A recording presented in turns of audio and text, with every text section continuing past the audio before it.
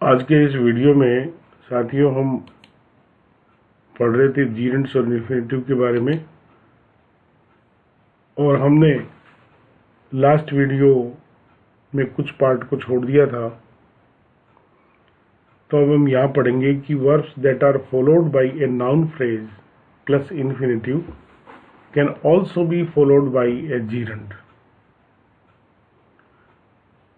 The gerund makes it general and the infinitive make specific the person indicated। कि कुछ क्रियाएं जो कि नाउन फ्रेज और इन्फिनेटिव के द्वारा के माध्यम के तरीके से उपयोग की जाती है। नाउन फ्रेज होता है पहले, फिर इन्फिनेटिव होता है, उनके साथ में हम जीरेंड का इस्तेमाल भी कर सकते हैं। Gerunds makes it general and the infinitive makes specific the person indicated। तो जीरेंड जो है वो एक उसको सामान्य स्थिति से बताता है, जबकि इन्फिनेटिव का प्रयोग जो है वो विशेष बना देता है। इसका एग्जाम्पल आपको नीचे वाली लाइन में मिलेगा कि they allowed smoking in this building, they allowed me to smoke in the building. अब यहाँ पर जो पहली पंक्ति है इसमें देखिए कि बिल्डिंग में स्मोकिंग को अलाउ किया है, जनरल बात है, जबकि यहाँ इन्फिनेटिव का यूज जो है वो उस व्यक्ति विशेष के लिए आ गया है कि उन्होंने मुझे उस घर में स्मोक करने के लिए अलाउ किया। Some verbs can be followed by both gerund और infinitive with no change in meaning. कुछ वर्ब्स होती हैं जो कि जीरेंड या इन्फिनेटिव के साथ के माध्यम से प्रयोग की जाती हैं और जिनका मीनिंग में कोई परिवर्तन नहीं होता है। ये वर्ब्स हैं begin, hate, like, start, love, prefer और continue. I like cooking, I like to cook, दोनों तरीके से इस्तेमाल हो रहा है। She started losing weight, she started to lose weight। दोनों तरीके से अपने दोनों में इस्तेमाल कर सकते हैं, जीरेंड में भी और इन्फिनेटिव में भी। Some verbs although they can be used after both gerunds and infinitive have a difference in meaning। कुछ क्रियाएं यद्यपि उनका जो फर्क होता है वो जीरेंड और इन्फिनेटिव में फर्क होता है और उनका मीनिंग भी अलग होता है, परंतु वे दोनों में इस्तेमाल की जा सकती हैं। Remember, forget, regret, stop, try, get. और इनका जो आप देखेंगे कि इनका इस्तेमाल दोनों में हो रहा है, परंतु इसका जो डिफरेंस है, अर्थ में भिन्नता है, वो भी व्यक्त करता है। जैसे देखिए, she stopped smoking, she stopped to smoke. She stopped smoking का मतलब है कि उसने अब स्मोक करना बंद कर दिया है। सेकंड सेंटेंस में देखिए, शी स्टॉप्ड टू स्मोक, कि वह स्मोक करने के लिए रुकती है। They forgot buying bread, they forgot to buy bread. उन्होंने अब ब्रेड खरीदना वे भूल गए हैं, सामान्य सी बात है, परंतु अब वे करें कि वो उस दिन विशेष रूप से ब्रेड खरीदना ही भूल गए। Used to, be used to और गेट यूज्ड टू, इनका जो देखिए इसका इस्तेमाल होता है used to plus base form, be used to plus gerund और get used to plus gerund. इस तरीके से अपन इनके साथ इस्तेमाल करेंगे। और यूज्ड टू जो है वो एक मॉडल है जो कि भूतकाल की किसी आदतन कार्य को बताता है। इसका इलस्ट्रेशन अपन इस तरीके से देख सकते हैं आगे। अब अपन बात करेंगे वर्ब्स ऑफ परसेप्शन की। इन्फिनेटिव जो है from start to finish,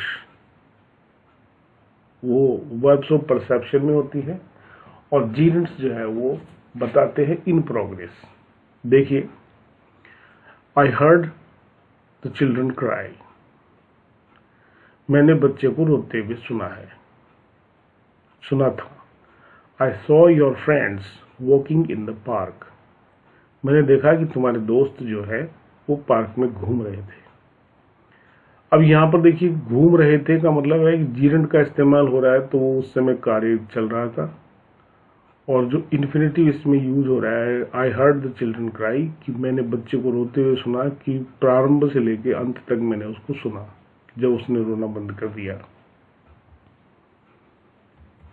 infinitive forms are not used after the following verbs of perception, जो वर्ब्स ऑफ परसेप्शन होती है निम्न, उनके साथ में इस इन्फिनेटिव जो है वो इस्तेमाल इनके साथ में नहीं किया जाता है। फील, सी, हियर और स्मेल, इन वर्ब्स के बाद में इन्फिनेटिव फॉर्म्स का इस्तेमाल नहीं किया जाता है। When a specific performer of the gerund action needs to be indicated, a possessive noun or a possessive determiner is used. जब किसी विशेष रूप से कार्य करने वाले के बारे में बताया जाता है, तो gerund action needs to be indicated, तो gerund के द्वारा जो है उसका एक्शन को बताया जाता है। ए possessive noun और ए possessive determiner उस समय इस्तेमाल किया जाता है। एग्जाम्पल देखिए कि आई रियली एप्रिसिएट कैरेंज या her writing that letter for me. Peter's और his coming late really annoys me, इन दोनों सेंटेंसेस में इस बात को प्रूव किया गया है। Your neglecting your teeth will cause an earlier return to the dentist. Their denying an allegation was understandable. I didn't like the dogs barking all night. ये कुछ एग्जाम्पल्स अपन ने इसमें पढ़े। I don't mind his leaving early, ये formal हो गया कि उसका इतना जल्दी जाना मुझे अच्छा नहीं लगा, नहीं मुझे उससे कोई फर्क नहीं पड़ा। I don't mind him leaving early, अगर वो जल्दी जाता है तो मुझे कोई फर्क नहीं पड़ेगा, ये इनफॉर्मल हो गया। When an infinitive functions as a subject or a subject complement, any stated subject of the infinitive should be preceded by for, कि जब कोई इन्फिनेटिव जो है वो सब्जेक्ट या सब्जेक्ट कॉम्प्लीमेंट के रूप में कार्य करता है, तो कोई भी जो सब्जेक्ट होता है इन्फिनेटिव का, वो उसके पहले प्रेसिडेंट का, उसके बाद उससे के पहले फोर का इस्तेमाल होता है। If A pronoun follows for, it must be in the object form, अगर कोई प्रोनाउन जो है वो वहां पर फोर के बाद आती है तो वो ऑब्जेक्ट फॉर्म में होगी। When the subject of a gerund is stated, it takes the possessive form.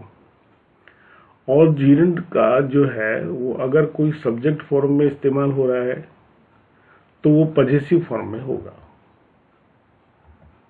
ये इसको इस तरीके से समझा गया है कि for people to see is a wonderful gift, her desire was for them to take a trip around the world, they hoped for her to be able to attend the concert. Infinitives can occur in the progressive, but gerunds cannot. Infinitive progressive में आ सकते हैं, परंतु gerunds का इस्तेमाल progressive form में नहीं हो सकता है। To be doing नहीं हो सकता है। It is used to indicate an activity in progress or ongoing. ये कोई activity जो है जो चल रही है या उस समय उसको बताने के लिए किया जाता है। जैसे she had hoped to be working, कि शायद वो उस समय भी कार्य कर रही होगी, ऐसी उम्मीद की जाती है। Both gerunds and infinitive can occur in the perfect form, gerunds और इन्फिनेटिव परफेक्ट फॉर्म में आते हैं। हैविंग डन और टू हैव डन, दोनों का परफेक्ट में इस्तेमाल हो सकता है। It is used to indicate that the activity is in the past, ये बताते हैं कि कोई कार्य भूतकाल में हो रहा था। We appreciate having heard her sing, कि उसको गाते हुए हमारा सुनना जो है हमने उसको अप्रिशिएट किया। We are fortunate to have heard her sing, तो दोनों का डिफरेंस आपको इसमें नजर आ रहा है। A gerund can be used in the passive form, gerund का पेसिव फॉर्म में भी इस्तेमाल हो सकता है। I dislike being told a lie, it is very important from the examination point of view. I dislike being told a lie. Have, make or let, these are the causative verbs. They cause someone to do something. They are always followed by a noun phrase plus base form of the verb. Causative verb जो है वो noun phrase या base form में verb के रूप में इस्तेमाल होती है।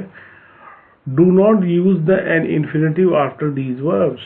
इन verbs के बाद में infinitive का प्रयोग नहीं किया जा सकता। She made me fall, यहाँ made जो है वो causative use में आ रहा है। She made her daughter go to the party. She let him take the camera. She had me prepare breakfast yesterday. After causative verbs get, convince, persuade, हम use the infinitive, जैसे she got me to work, she convinced me to work, इस तरीके से अपन इसका इस्तेमाल कर सकते हैं। सेंस और परसेप्शन वर्ब्स ये होती हैं hear, listen to, feel, smell, see, watch, observe, notice. These verbs are followed by either a noun phrase plus base form or ing form with only a slight difference in meaning, कि अर्थ में हल्का सा फर्क आ जाता है और इसके साथ में इनका इस्तेमाल किया जाता है। जिसे देखिए, we saw people living in poverty. We saw them perform, दोनों में डिफरेंस है। help can take an infinitive or base form, जो वर्ब help है वो infinitive और base form दोनों में आ सकती है। it can occur with or without a noun phrase, ये बिना नाउन फ्रेज के या नाउन फ्रेज के साथ भी इस्तेमाल हो सकती है। I help them carry the boxes, I help them to clean up after the party, ये दोनों तरीके से इसमें हेल्प के साथ इस्तेमाल हो रहा है। Perfect infinitive have moved, to have moved, progressive infinitive to be working. Perfect progressive infinitive होगा टू हैव बीन प्लेइंग, इसका पेसिव फॉर्म हो जाएगा टू बी सीन और परफेक्ट पेसिव हो जाएगा to have been chosen. Perfect gerund जो है वो होंगे हैविंग मूव्ड, पेसिव जीरेंड होगा बीइंग डन और परफेक्ट पेसिव जीरेंड जो है हैविंग बीन सेलेक्टेड, इस तरीके से होंगे। Thanks for your time. आपको निश्चित रूप से हमारा वीडियो अच्छा लगा होगा।